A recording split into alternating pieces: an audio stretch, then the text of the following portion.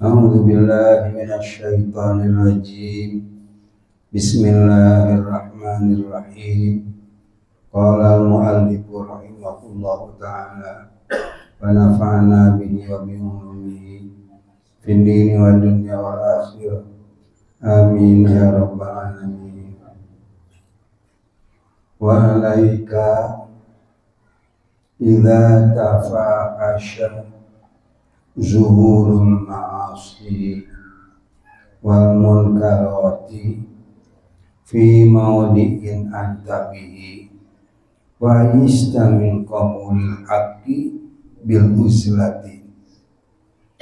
Jemaah maulid dan dibai yang dirahmati Allah Subhanahu wa ta'ala, alhamdulillah kita malam hari ini bisa berkumpul bersama-sama di tempat ini untuk membaca sholawat kehadapan junjungan kita Kangjeng Nabi Agung Muhammad Sallallahu Alaihi Wasallam, yang tentu saja kita harapkan mudah-mudahan ini Allah jadikan sebuah amal ibadah yang soleh yang menjadi sabab besok manakala ajal tiba kita semua Allah matikan dalam husnul khatimah dan berhak mendapat syafaat Rasulullah Sallallahu Alaihi Wasallam.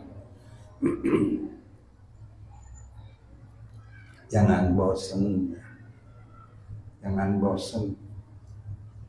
terus maulid, terus ngaji, karena sebenarnya baca maulid itu atau ngaji itu enak apa enggak sih? Tergantung ya. Kalau menurut akal enak menurut akal. Tetapi kalau menurut nafsu enak. Beda antara enak dan kenapa? Karena yang namanya maulid, ngaji itu musuhnya nafsu. Tapi itu didambakan oleh akal. Bagaimana tidak enak? Kita Allah ciptakan untuk beribadah dan itu menjadi kenyataan pada kita. Jadi kalau menurut pandangan akal ibadah itu enak, menurut pandangan nafsu ibadah itu tidak enak. Alhamdulillah paksain.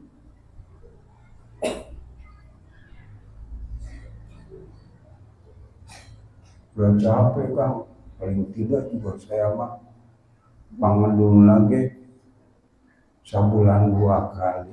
Ya sebulan 2 kali. Orang mah maulid terus, ngaji terus. Kalau urusannya ibadah, jangan melihat ke yang lebih rendah dari kita, tapi harus melihat ke orang yang lebih hebat dibanding kita. Kalau urusan dunia baru kita melihatnya kepada orang yang lebih rendah dari kita. Jempol, aki-aki dagang kacang.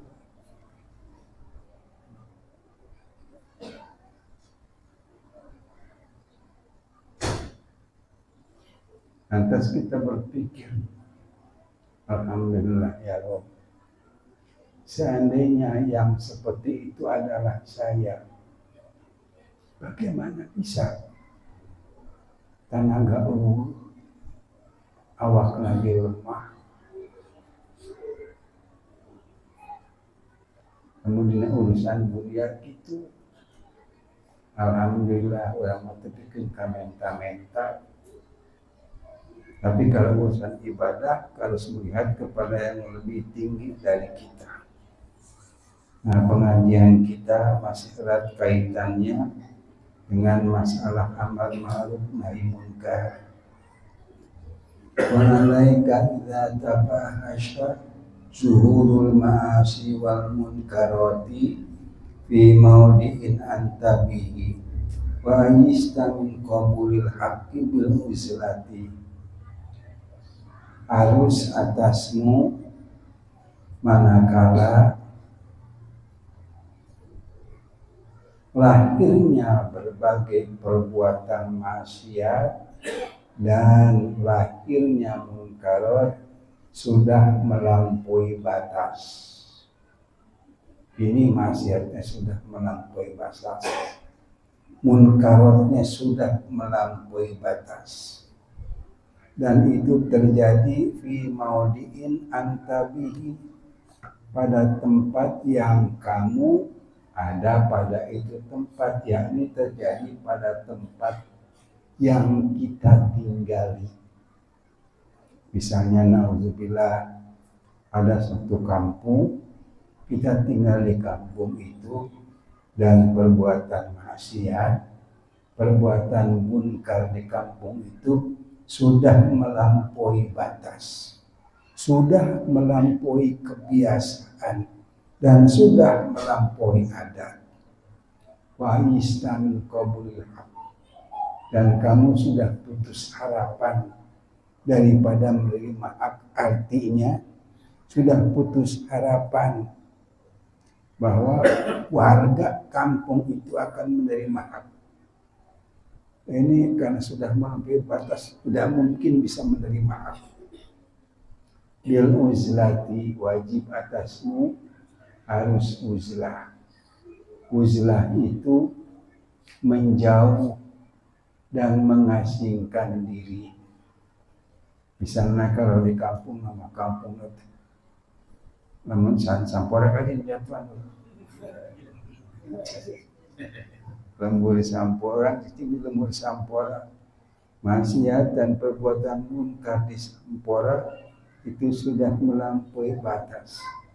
Dan menurut perhitungan adat, tidak mungkin orang mau menerima hak, menerima kebenaran, karena munkarnya sudah menutupi permukaan tanah. Nah, kita harus pindah dari sampora, harus menjauh. Fa inna fiha salama, karena sesungguhnya pada uzlah itu kedapatan keselamatan.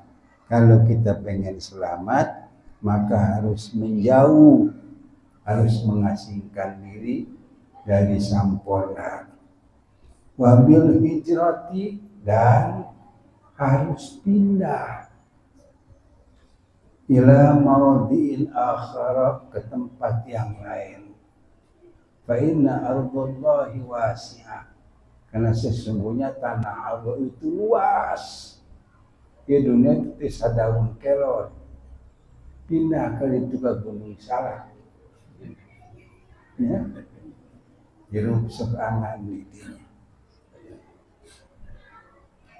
Wahia aula, dan pindah tempat itu lebih baik dan lebih utama ketimbang hanya sekedar menjauh.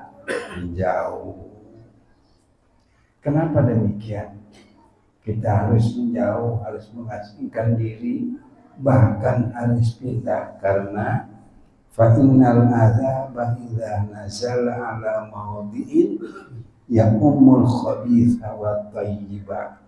Karena sesungguhnya siksa kalau turun atas satu tempat, maka siksa itu akan menyeluruhi kepada yang buruk dan yang baik. Contoh seperti ketika terjadinya tsunami di Aceh, berapa banyak orang yang baik ikut menjadi korban. Karuhan ari jelema doraka mah, ieu mah anu saroleh jadi korban. Kalau misalnya kalau misalnya turun di sini, turun siksa Allah Subhanahu wa taala, boro-boro nu bana ganjul kiai nage kagerus ku siksa.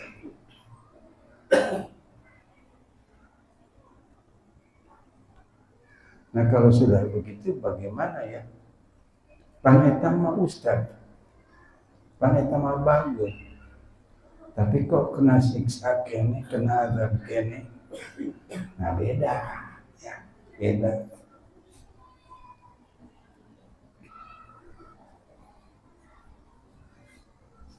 Wa yakunu lil mu'mini alladzi lam yuqassir fi nusrati dinillahi kafaratun wa rahmat.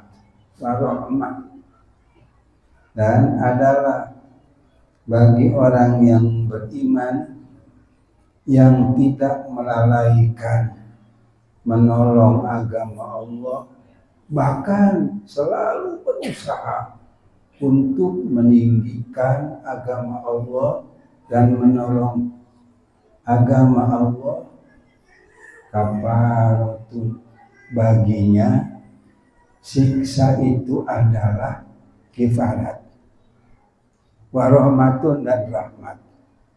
Siksa itu baginya pelebur dosa-dosanya, dan siksa itu adalah rahmat untuknya.